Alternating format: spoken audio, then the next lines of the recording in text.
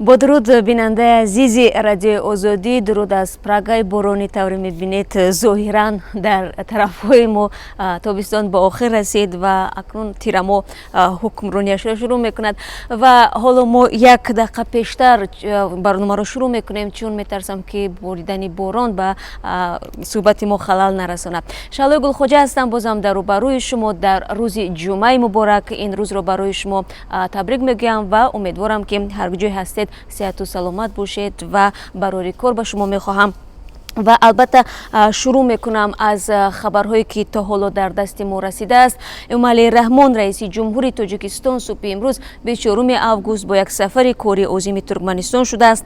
دفتر مطبوعات رئیس جمهور با نشر این خبر گفت امالی رحمان در این سفر معاون نخست وزیر، وزیر کارهای خارجی، یاردمچی پرزیدنت اوید به مسائل های رابطه خارجی، رئیس کمیته حفظ محیط زیست و دیگر شخصان رسمی او را همراهی میکنند. دفتر مطبوعات پرزیدنت جزئیات بیشتر این سفر رو نشر نکرده است، اما طبق اطلاع برخی رسانه‌های خبری امالی رحمان در این نشست سران فوند بین‌المللی نجات بحر ارال اشتراک خواهد کرد. قرار است این نشست در شهر ترکمنبوشی برگزار شود. فوند بین‌المللی نجات بحر ارال در اوایل سال 1993 تأسیس شده است. خب در جریان این سفر اگر نکته های مهم بود ما حتما برای شما در برنامه خبری خواهیم گفت.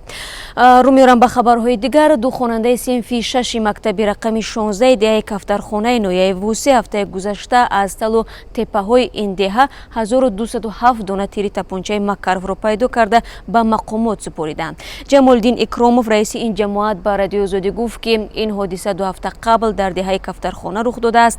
اکراموف افزود که اهل‌دین سمرالدین و امیرجان اصلیدین که هر دو خواننده هستند هنگام علف دروی تیرها را پیدا کرده به خانه‌شان آوردند. او میگوید که بعد این پدر و مادر این دو کودک تیرها را گرفته به جماعت آمدند و آن را به مقامات تسلیم کردند. مقامات بعد دریافت تیرها به این دو خواننده که هر دوشان 12 ساله بودند 100 سومانی تحفه و افتخارنامه را تقدیم نموده است. ضمناً این بار اول نیست که در حدود نویووسی خوانندگان تیر یراق و مواد مخدر را پیدا میکنند. مثلا تابستان سال 2016 دولت علی طاهر و رمشید جمشید خوانندگان مکتب رقم 4 دهه مهنت آباد بعد تعمیر مکتب و هنگام بازی در دریای سرخاب 27 کیلو مواد مخدر را دریافت کرده بودند. این دو نفر گفته بودند که هنگام بازی در دریا ناگهان چشمانشان به یک بسته و 2 خلطه بوریمول افغانی پیدا کرده به یک رهگذر نشان دادند و بعدا آن را به مقامات تسلیم نمودند. برای این عمل شعبه وزارت کارهای داخلی نویووسی به این دو نفر افتخارنامه و دوچرخه را تقدیم کرد. خب اکنون می رویم به خبرهای جهانی. در جواب به سلسله تحریم هایی که سال روان امریکا جاری نموده است، روسیه تصمیم گرفته است همراه با چین و ایران از استفاده دلار امریکا در تجارت جهانی و به ویژه فروش نفت خودداری نماید.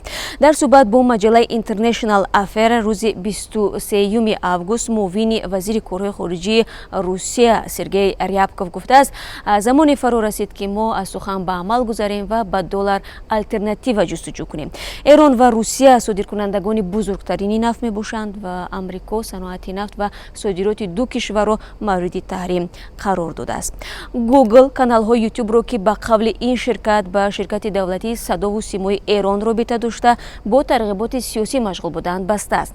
روز 23 август گوگل گفت تحقیقاتش نشان داده است که این صفحه ها را در یوتیوب افرادی تشکیل کرده بودند که با صدا و سیمای دولتی جمهوری اسلامی ایران رابطه داشتند، اما صدا و سیمای دولتی ایران تا به حال در این باره شرح نداده است. در ازبکستان باشد شبکه‌های تلویزیونی از جمله شرکت ملی رادیو و تلویزیون ازبکستان آگاهی گرفتند که از این بابت در گزارش برنامه‌های خود از اسلام کریموف رئیس جمهوری سابق آن کشور نام نبرند. این آگاهی در آغاز هفته روان دسترس شده است. یکی از برنده‌های شبکه تلویزیون ازبکستان به بخش ازبکی رادیو آزادی گفت این دستور از نام مشاور پرزیدنت خیرالدین سلطانوف وارد شده است.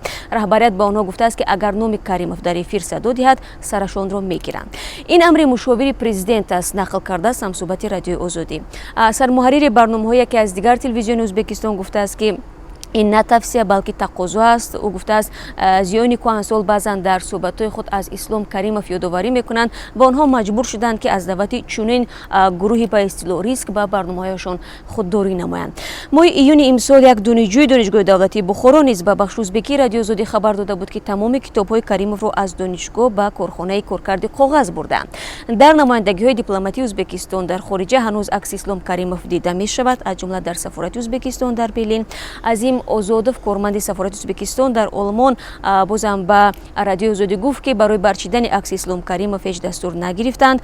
خب طوری شما هم میدانید اسلام کریموف رئیس جمهوری نخستین ازبکستان که 27 سال زمام قدرت در آن کشور را در دست داشت، ماه سپتامبر سال 2016 بر اثر سکته مغزی درگذشت. و دیروز در روبروی بینای وزارت کارهای خارجه روسیه در شهر مسکو یک مرد قفقازی افسر پلیس را از تیر سلاح مجروح نموده از تیر جوابی افسران به هلاکت رسید.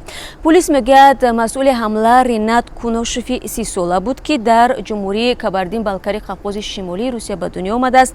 همین منبع افزوده است که سلاح کونوشف کشنده نبوده است، ولی او خودش به قول رسانه‌های روسیه از زخم سرش به هلاکت رسیده است. سبب‌های حمله واضح نشده است، اما پلیس باور دارد که او با جنگجویان اسلامی رابطه ندارد. ضمناً در جمهوری چچنستان روسیه فعالیت جنگجویانی که در بعضی حالت‌ها به گروه دهشت‌افکن دولت اسلامی پیوستند مشاهده می‌شود. برای مثال چند روز پیش 5 نفر جنگجو به پوزگاه پلیس حمله کردند، سپس گروه دهشت‌افکن دولت اسلامی مسئولیت را بر دوش گرفت. برمیگردیم به تاجیکستان. مسئولین خدمات گمرکی تاجیکستان میگویند از قاچاق 3 میلیون روبل روسی به خارج کشور جلوگیری کردند. مقامات گفتند فردوس پولودوف میخواست این مقدار مبلغ را طریق پنهانی به روسیه انتقال دهد. دفتر مطبوعات خدمات گمرک روز 23 آگوست خبر داد که تلاش قاچاق مقدار بزرگ مبلغ در فرودگاه خوجند آشکار شده است. به قول منبع فردوس پولودوف 3 میلیون روبل را میخواست به طریق پنهانی از نظارت گمرکی از تاجیکستان به روسیه انتقال دهد. این جوان به جوابگری کشیده شده. به گفته مقامات علیه‌اش با اتهام تیاری به جنایت، سوءقصد جنایت و قاچاق پرونده جنایتی بود شده است. و خبر ورزشی هم داریم. رستم خوجایف متخصص 45 ساله تاجیک سابق نیم حمایتگر دسته منتخب ملی فوتبال تاجیکستان سرمربی تیم پنشیر نویای جلال‌الدین بلخی تعیین شد و در این وظیفه الیور اشور محمدوف را عوض نموده است. با اطلاع دفتر مطبوعات فدراسیون فوتبال تاجیکستان باشگاه فوتبال لیگای اولی کشور پنشیر با رستم خوجایف قرارداد به تصویب رساند و او به وظیفه نو خود شروع کرده است. پنشیر با رهبری او روز یکشنبه 26 آگوست در میدان خود در دور 15 مسابقات قهرمانی تاجیکستان مقابل تیم خوجند شهر خوجند بازی میکند.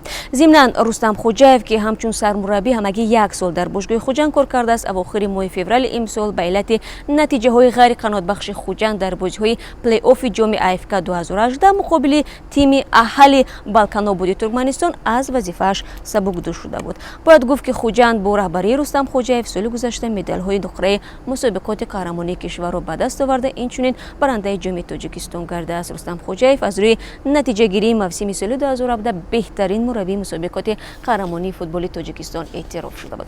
خوب بیننده‌های عزیز، چند خبری بود که در دست من بود این صبح بر وقت و من خواستم با شما این خبرها رو در میان بگذارم. تشکر میگم که بازم صبح خود را با ما شروع کردید و چون همیشه بعد از 3 ساعت دیگر بازم پخش مستقیم داریم. در اونجا باز خبرهای بیشتر از این رو ما برای شما پیشنهاد خواهیم کرد و هر نفری که تا این لحظه برای ما شهر نوشتند زیر این خبرها به همه‌اش تشکر میگم، درود میفرستم و کوشش میکنیم که اگر سوال باشد در بین آنها بازم در جریان روز به این سوالای شما من در پخش‌های مستقیم دیگر پاسخ بگم. از همین خاطر پیشنهاد دارم که در پخش‌های دیگری مستقیم ما را همراهی کنید تا اینکه با سوال‌های زیاد خودتون پاسخ بگیرید. شهلا گل خوجا بودم در خدمت شما و تا ملاقات بعد از 3 ساعت دیگر.